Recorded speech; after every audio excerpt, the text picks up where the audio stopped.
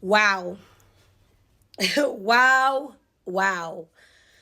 I just did the Brian Weiss or Wes past life regression.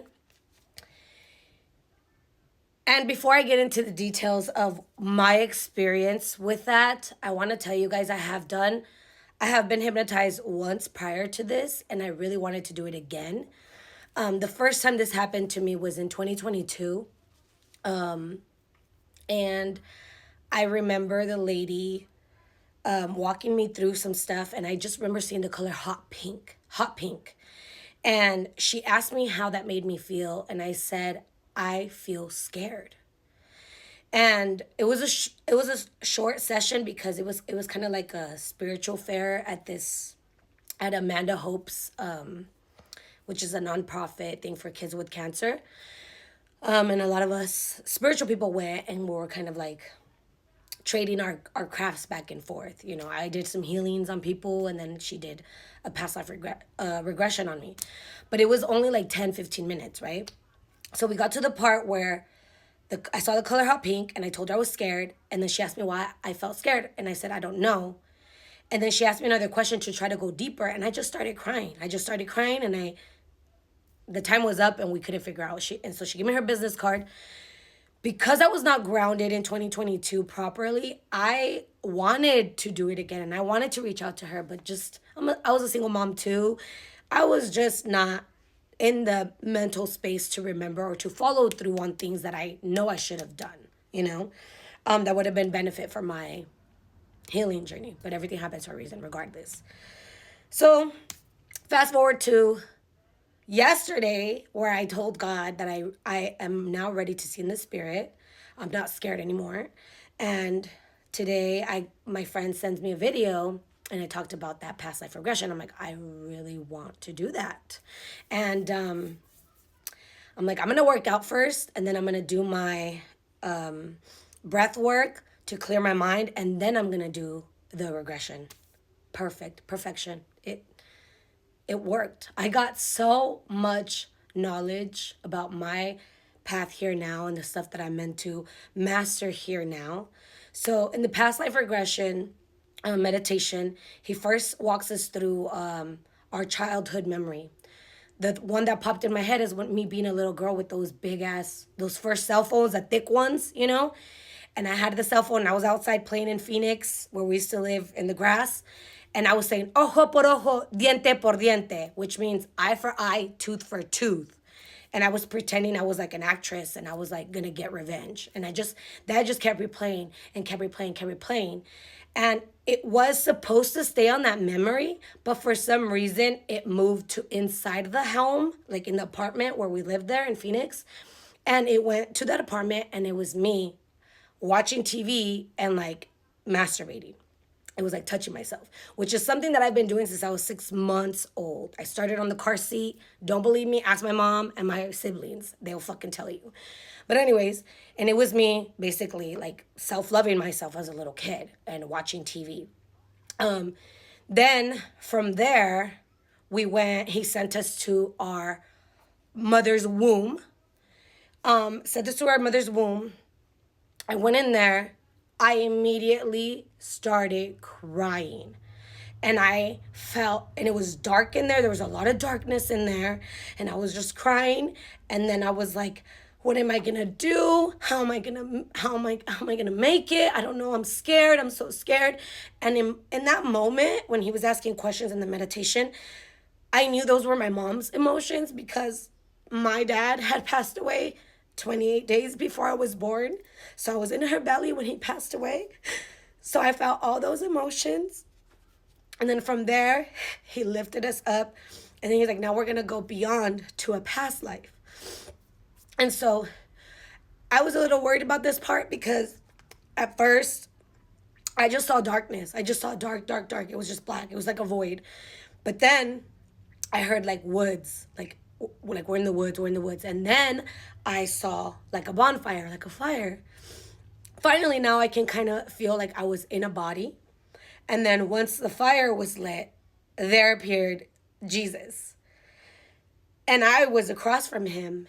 And so I'm just sitting there like, who am I across from Jesus? And Jesus was just staring at me, wasn't saying nothing to me. He was staring at me with love. Like, the best way I can explain it is how men look at me when they're in love with me. Like, I can tell when a man's in love with me by the stare. And just like and I couldn't even look him in the eye. Like, I would look at him and then I would look down.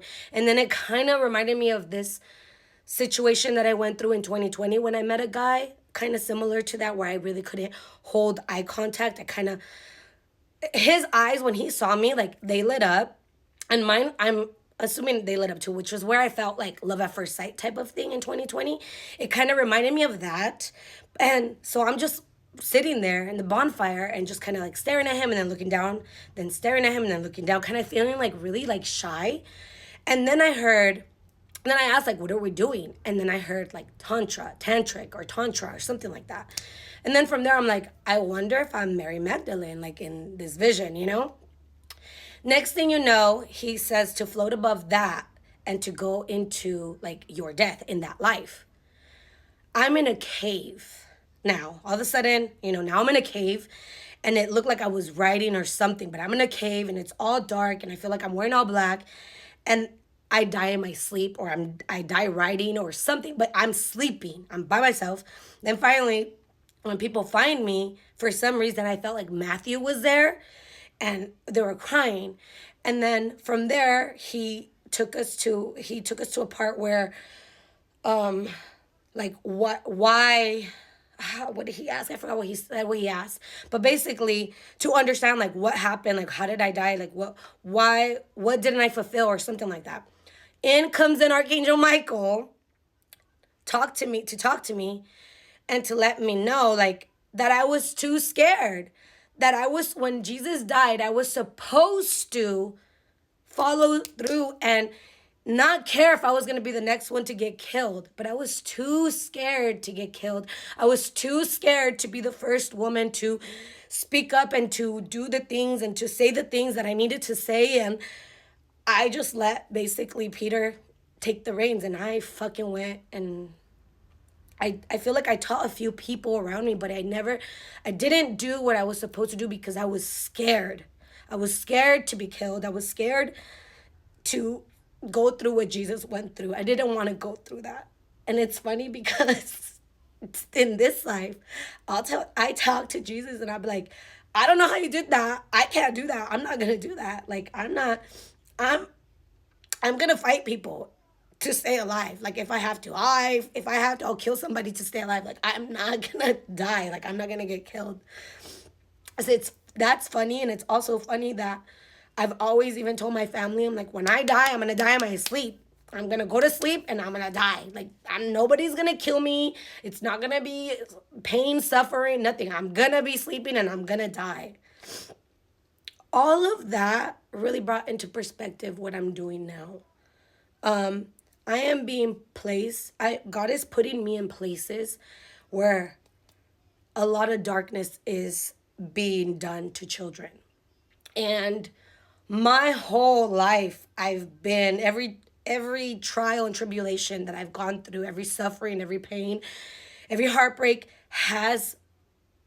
it had a purpose to make me stronger. Basically, I'm here to learn to be physically strong and emotionally strong. And I'm here to teach emotional strength as well. Because that's something that a lot of us lack. We're scared. We're okay feeling joy and happy, but grief, pain, suffering, confusion, irritation, anger, rage, whatever the fuck, we cannot sit with that. And if you see the last video I posted, I talked about it's time you sit with your feelings. Like, I'm gonna do this meditation again. If you're going to do this meditation, I highly, highly recommend you work out first, do some type of breath work to clear your mind, then do it with some headphones. Thank me later. Love y'all.